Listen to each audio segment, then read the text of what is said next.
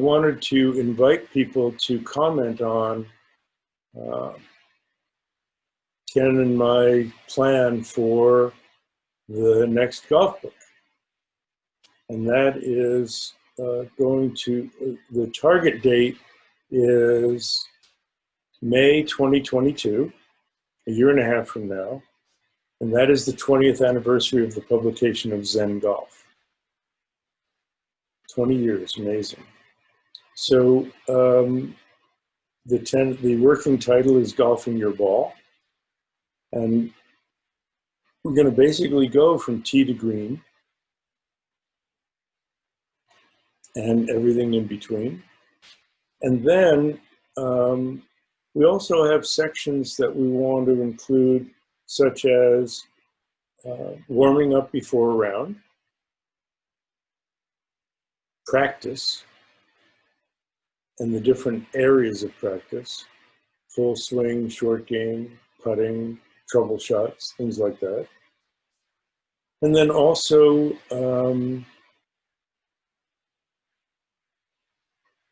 competitive golfers who are in tournaments, how to prepare during the week before the tournament, the night before the tournament, the morning of the tournament, the first round, what to do in between rounds. If you're leading, if you're in the middle, or you're out of it in contention. And then something for junior golfers, a section for junior golfers, a section for the parents of junior golfers, and then a section for us gray-haired senior or seasoned golfers, as Harvey Penick would describe it. So if you have thoughts about any of those, we appreciate it. I'm not sure what order to put them in. You know, do we start it seems to make sense to start with warming up for your round, playing the round, and then learning from the round after, I forgot that, reflecting and learning from the round, and then practice. And then maybe we have the section for competitive golfers and juniors and seasoned golfers. There, that's a good start. If you have other ideas for the order or other topics, that'd be great if you would contribute them. In the meantime, Jenny wrote, how would you change a negative thought in your head? I love the British whilst playing the game of golf. You know, we just say while here, but I like whilst. In the midst. That's great. So first of all, is the negative thought in your head? I don't know. That's what it feels like, but we just did a grounding practice where we moved our awareness into our body. So it's actually helpful to feel, where is this negative thought? Is it anxiety deep in our, is it our chest tightening up? Is it in our deep gut? Because the where it is in your body might inform you as to what kind of thought it is. Because if it is tension in your chest, it might be fear of a bad outcome. If it's an uneasiness in the pit of your stomach, it might be that second thought or doubt saying, I'm not really sure this is the best plan. Am I about to go ahead and do an anyway? And for those of you who aren't familiar with it, an anyway is when you're really not comfortable, when you're over the shot and you're still having a conversation with yourself about whether you should go ahead or not, and you say, no, I think I'll just go ahead anyway. That's an anyway. So where you're feeling it in your body might actually inform you what kind of negative thought you're having. So if it is an anyway, definitely step out. If it's a negative thought of fear about the outcome, then reset, in computer language, reboot, and just say, okay, why am I afraid of the particular outcome for this shot? Does it have to do with I've chosen a club that gives me too much of a chance to hit it in a bad place. If you're uncomfortable with your plan and you're fearful or you picked a target that's too close to trouble, you know, like one of those sucker pins where it's right near the edge of the green and you're aiming right at it and you're afraid. Well, step back and evaluate your plan. Make a new plan that doesn't include so much fear. If you're not trusting your swing and you've gotten technical about it, just try to find one feel that feels comfortable and commit to that. Because the negative thought is going to prevent you from making a commitment. And the other thing is saying, oh, you know, that's just a thought that popped into my head. I can think it, but I don't have to believe it. As in, oh, you know, I know you're going to miss this putt. There's a good example, right? Jenny, did you have a particular example? I'm going to unmute you. I'm going to ask you to unmute.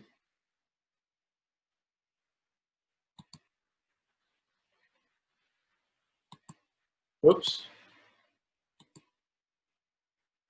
I keep hitting the button.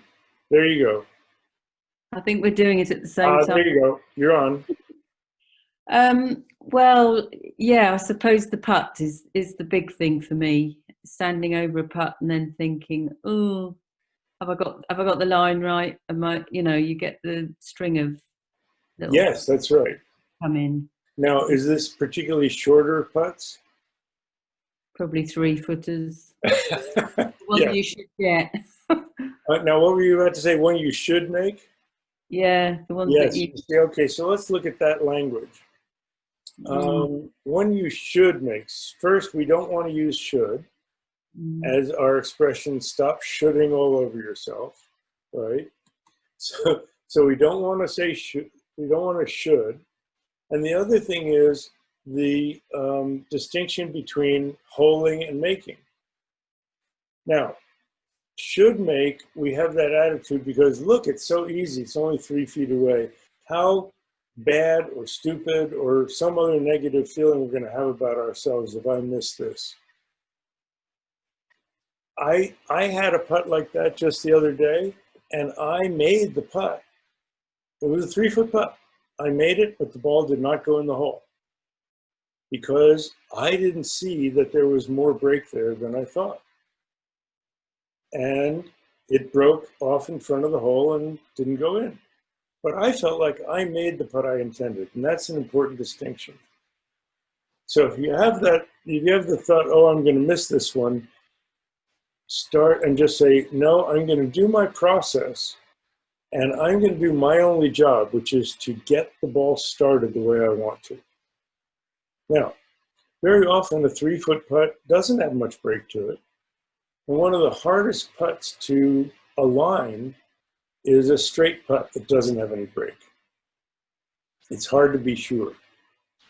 There are a couple ways to do this. One is to use the line that's printed on the ball or that you draw on the ball and align that up.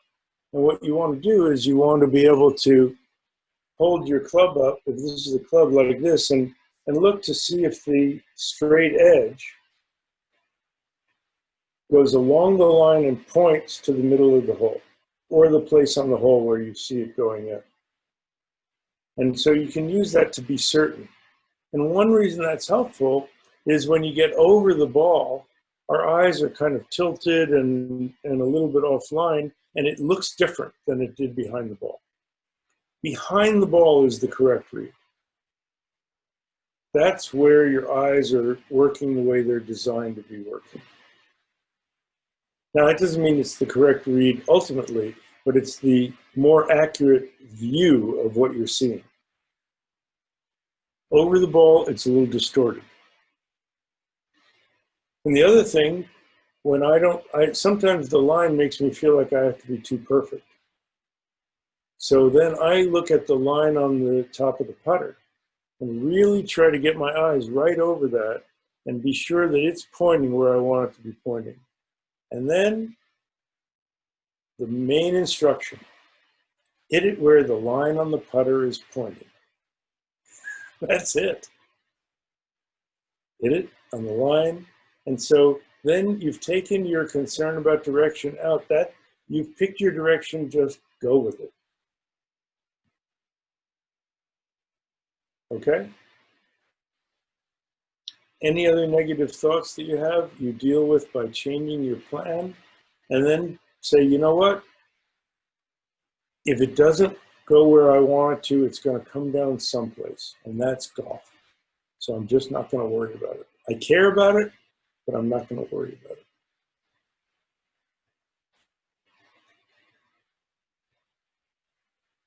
Any other questions?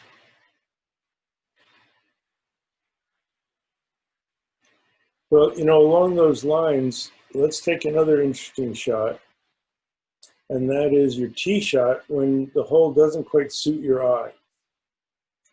Or I had a couple of players in recently that said, you know, it's a really narrow driving hole.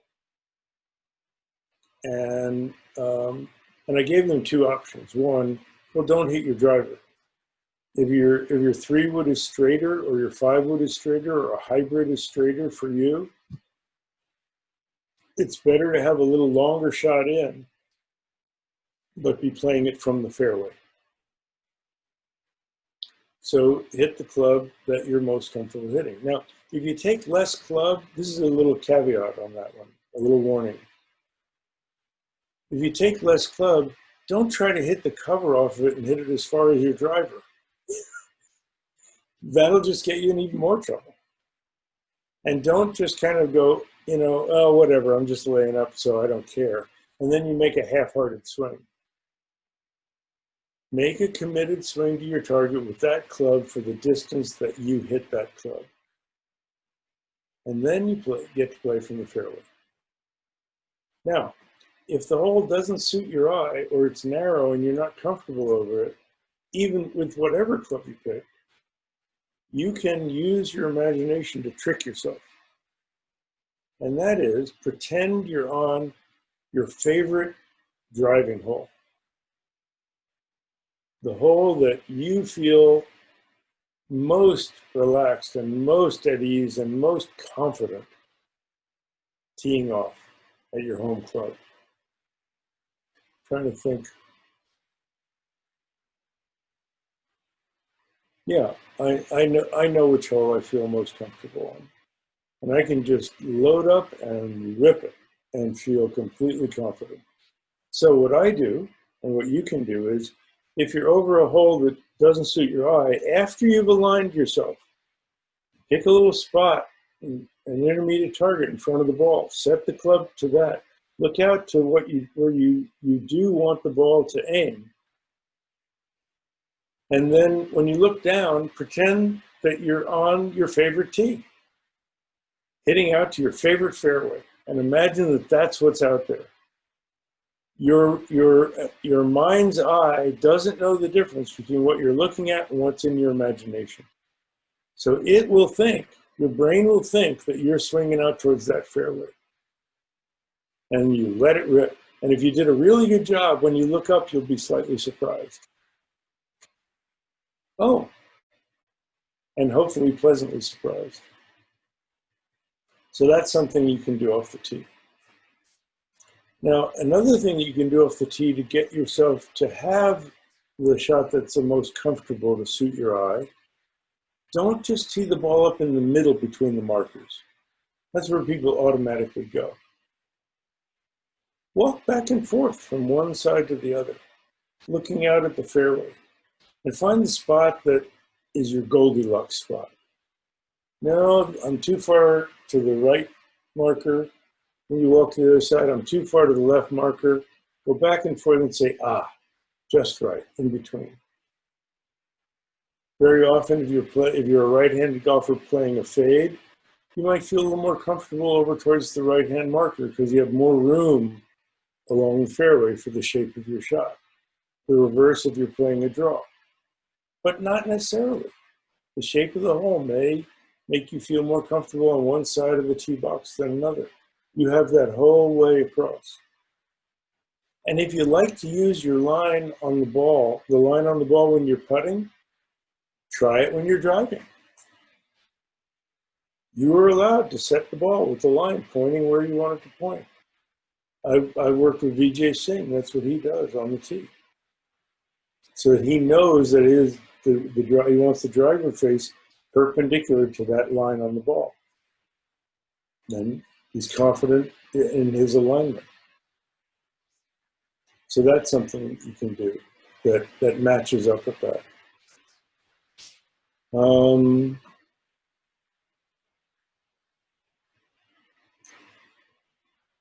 Then moving along to the fairway. Okay, targeting. Well, actually, and this is something interesting for your targeting. It works for the tee shot as well, but it's very important for your shot into the green. When you have the shot into the green, know that shots that you pull go a little longer. Shots that you push go a little shorter. Because when you pull a shot, you've closed the club face down a little bit. So it's actually less lofty, and you're more likely to be drawing the ball, which goes a little farther. And if you've pushed it a little bit, that means the face is a little more open, so a little more loft, and more of a fade, which is a shorter shot. So it's going to go long left, for right-handed golfers, long left, short right. So know that your dispersion pattern is that shape. It's not level. Now, if you have a back left pin, and the pin's over here, you need to pick a spot that's not only to the right of the pin, but short of the pin. So that will help you with your targeting. And wherever, and one rule of thumb that I have, when a pin is pretty far to one side of the green or the other, I split the difference between the pin and the far side of the green. So I'm always on the wide side, never short side myself. And I'm not so far out to the other side of the green that I might three-putt. So that's kind of my Goldilocks spot. But another way that you can do it to pick your target between left and right is, again, start at the flagstick. And if you think that's too risky, start moving across to the wide side of the green. It'll feel safer, safer, safer, safer. And then it's going to start to feel like, oh, too far, too far. I'm so far over, if I hit it here, I might three-putt. Then work your way back again to the point where it's not too dangerous, not too much room, not too tight, not too much room, Goldilocks, just right. So that's another way of that targeting.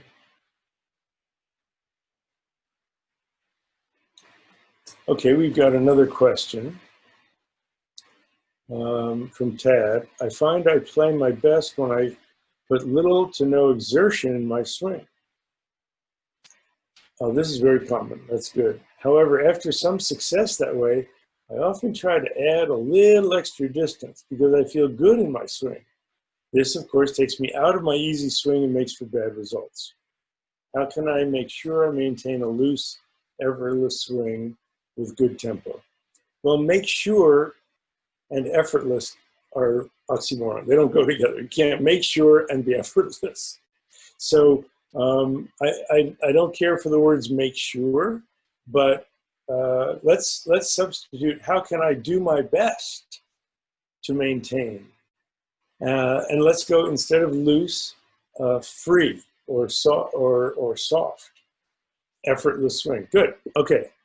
Well, that little or no exertion in the swing is a natural one, not trying to hit the cover off the ball. I love that. And it's pretty much rule of thumb that even the pros swing at about 80%. That's their standard amount of exertion for their swing. So I love that you're swinging that way.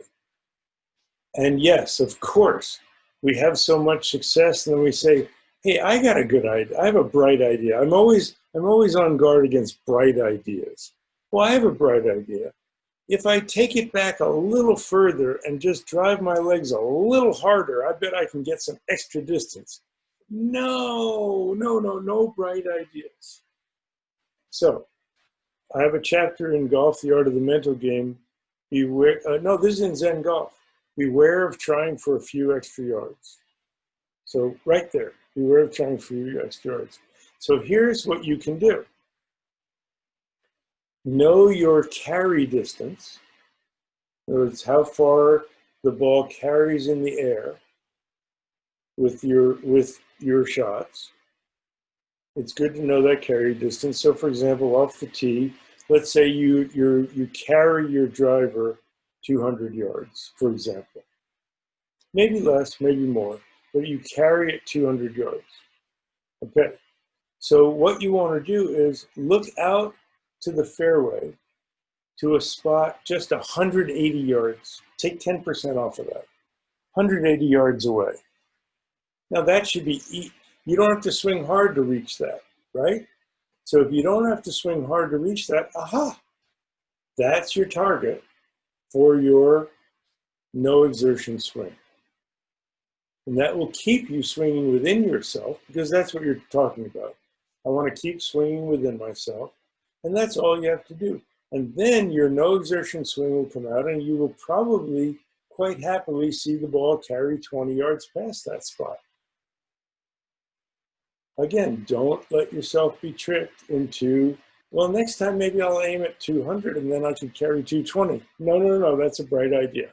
Stick with taking 80 or 90, even 80%, but 90, at most 90% of what you think your carry distance is. Same thing if you're playing a 7-iron onto the green and you think your carry distance is 140, play for 130 or even 125. If the front edge of the green is 125, take your 7-iron. Say, that's all I need to do is reach the front edge of the green. If there's trouble in front, then play your 7-iron for your regular 7-iron distance to the back edge of the green, and then say, and you know, I'm going to look at the middle and only try to hit it 125. That should work. I hope that's helpful. Tad, if you want to either type in anything further or... Can you hear me? Oh yeah, you got it. You're unmuted. Yes, thank you. That does help. I guess the only thing that concerns me about that is, at what point do you kind of become lazy and, you know, don't improve your swing and fall back into bad tendencies at that point? Well, is your no exertion swing a bad swing? No. Then what's the problem? Well, I suppose as I age, I'm afraid I will lose even more distance if I don't kind of push myself to at least maintain distance. Is that a false notion? Yes, it is. The way to maintain, now, it's not a false notion, because as we age, sometimes we lose, we do lose muscle and we lose flexibility. So the way to maintain your distance as best you can is not going to be to swing harder. It's going to be to maintain or increase your flexibility and at least maintain your golf muscles. I don't know the exact science on this. Someone might correct me, but I think we lose 1% of our muscle mass per year if we don't build it up. It might be more than that as we get old. I think that's up to a certain age and gets more than that as we get older. I'm not sure, but we lose some, especially if we don't keep up our physical exertion activities at the same level. So keep in shape as far as strength and flexibility go, and flexibility is even more important, so that you don't lose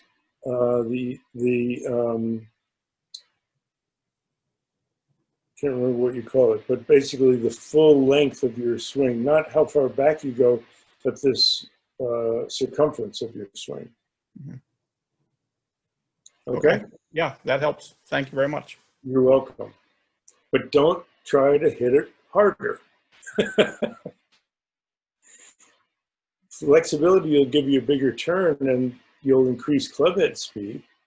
And if there's a way that you can increase clubhead speed without swinging harder, without more exertion, that'd be great. But don't make so many the changes that are going to set you back. Okay. But even that increased flexibility and increased turn, I suppose, should be worked on the tee as opposed on a practice tee, as opposed to trying to play it in a round like that. I suppose would be your. Don't suddenly say I'm going to try to be more flexible. You know what happens if you suddenly decide that a rubber band is going to be more flexible than it has been? No, snap. Snap. There you go. Exactly. Okay. Thank you. Okay. And Jenny just wrote Tad could try using speed sticks. And that's kind of what I meant, is if you find a tool that works for you to increase your speed. The only problem with speed sticks is it does give you the tendency to swing as hard as you can. And so get some guidance in how you use them. Okay, thank you. But that's a very good suggestion, Jenny. Rocco, oops. I hope you're okay with me saying your name. Hi, I'm having trouble hitting irons off the tee. Okay, that's interesting. Irons off the tee can be the same kind of thing. It can put you into the driver mentality. You know, in the old language of golf in the 1800s, what they called the club you teed off with, it didn't matter whether it was an iron or a wood, what it was made of, they called it the play club. We call it the driver because it's like a pile driver. We want to pound it as hard as we can. But the play club is putting the ball in play. And so hitting your irons off the tee, sometimes you get into a driver sort of mentality that you're going to make this huge, big swing. The other thing is it may be, I'm going to ask, do you tee the ball up? If you tee the ball up, it's not how you usually see the ball. You usually see it setting on it for an iron, setting on the grass. So if you tee the ball up, one thing that you could do is and this is what Jack Nicklaus does. He tees it down. He doesn't tee it up. He tees it down to the level that it is as if it's a perfect lie on the grass. So that's one thing that you can try. If it is teed up, it's ironic. There's a tendency to swing up at it, and then you hit the iron, then you thin them, and you hit them thin. Yeah. So, Rocco, you want to jump in? Yeah, that's what I've been doing recently is, I guess, hitting the ground before the ball a little bit. Oh, now that's hitting it fat. Yeah, hitting it fat is what I've been doing. Okay, so go ahead. No, go ahead. I guess they call that chunking, maybe? Yes, that's right. The ball shoots out 20 yards, maybe, you know. Not very far. And if you hit the ground first, especially if you're hitting it off the tee, you may be particularly focused on trying to get the ball up in the air. Is that true? Yes, correct. Okay, lucky guess. So if you're trying to get the ball up in the air, the error that we make is we think that we have to help it up in the air. And if the ball is sitting close to the ground, the only way to be swinging up into the ball is from underground. So you hit behind the ball into the ground. Ironically, and this is why golf is so paradoxical,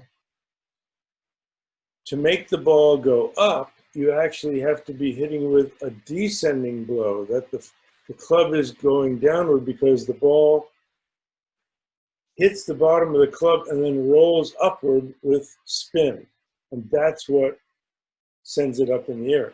So actually, the lowest point of the swing with an iron like that is in front of the ball, not behind the ball.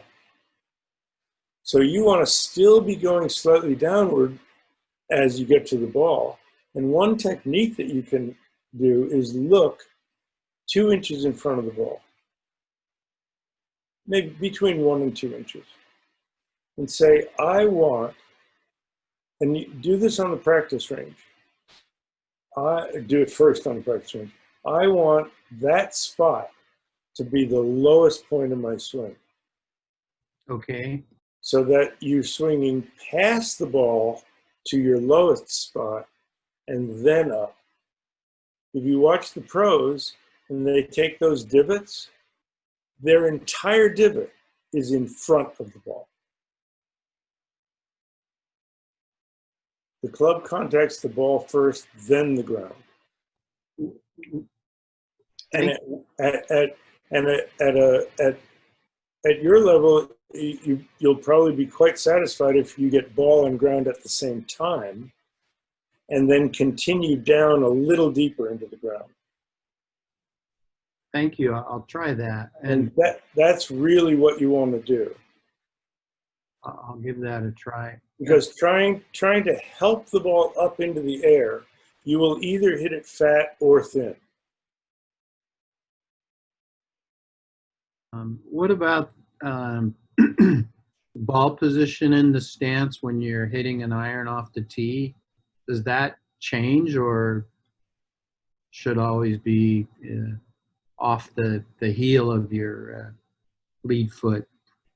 Well, there are two different schools of thought on that.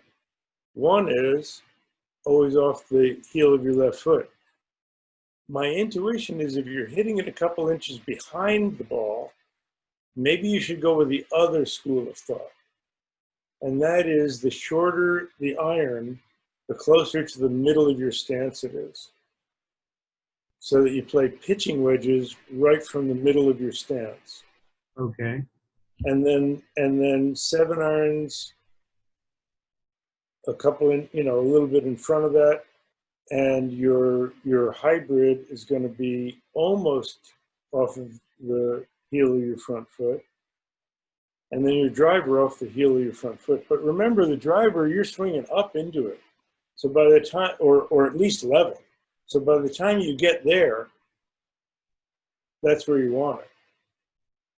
And unless you really get your energy moving to your left side and through the ball, you better move that iron back in your stance a little bit. I mean, move the ball back to the stance a little bit for the iron.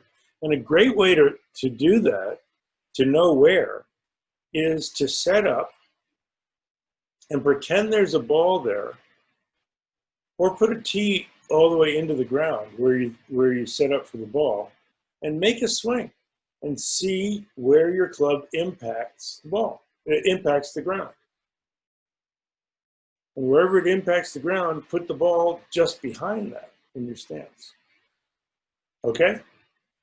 Okay, thank you. I'll give those a try, because coming off the tee is with the play club is most important, I think. It really helps to put it in play. That's your objective off the tee. Put it in play. And if you're hitting it fat, I definitely would try to see what it feels like to move the ball back a little in your stance. All right? Good. Jenny wrote, what are your tips for bunker shots? Don't hit the ball. Unless it's a long shot from the bunker. Now, if you're hitting a 40-yard bunker shot, you might want to hit the ball. But if it's a green, are you talking about a green side bunker shot, Jenny? Okay, green side bunker shots, those are explosion shots. you don't want to hit the ball. You want to hit the sand. So the image I like to use is 2 handfuls of sand. See how deep 2 handfuls is? It's about this deep, right? And about that wide. So the club comes in there, goes underneath, and then comes out there. So it goes in a couple inches behind the ball, goes under the ball, and comes out a couple inches in front of the ball. Okay? So if you pretend that instead of looking at the ball, you look at those 2 handfuls of sand, your job is to get those 2 handfuls of sand out and onto the green. When you do, the ball will float out on top of the sand. That's what a bunker shot is. If you open the face a little bit, do you know what that means? Turning the toe a little, if you're a right-handed golfer, turning the toe a little bit to the right.